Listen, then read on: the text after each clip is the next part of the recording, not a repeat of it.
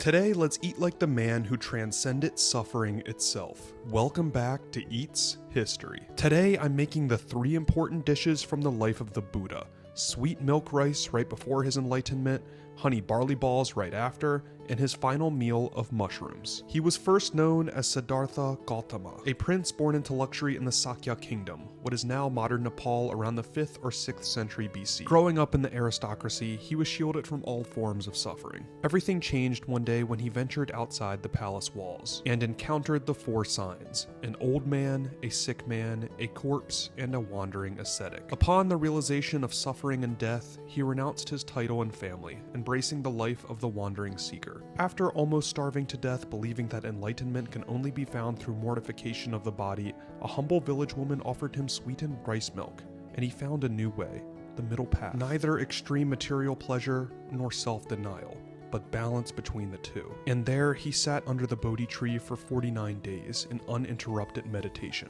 He awoken to the nature of existence with clarity.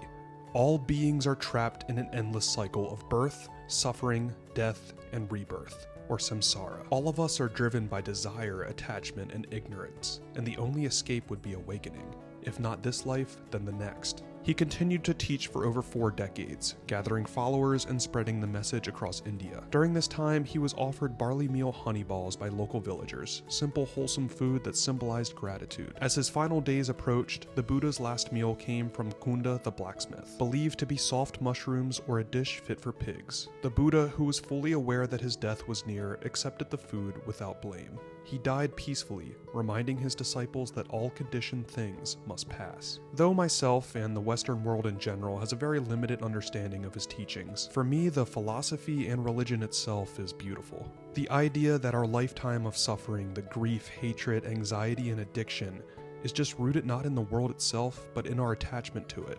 It shifts the responsibility inward. The Buddha states through meditation, one can learn to observe thoughts without judgment. You can begin to see that the ego, or the I, the me, the one always chasing validation or avoiding pain, is not your true self, taught in Buddhism as the anatta, or the not self. The more you cultivate present moment awareness, the more the illusion begins to dissolve. And in this lifetime, you may be able to break your cycle. These dishes are simple, yet pleasantly tasty for the context. I'm giving the whole plate an 8.5 out of 10.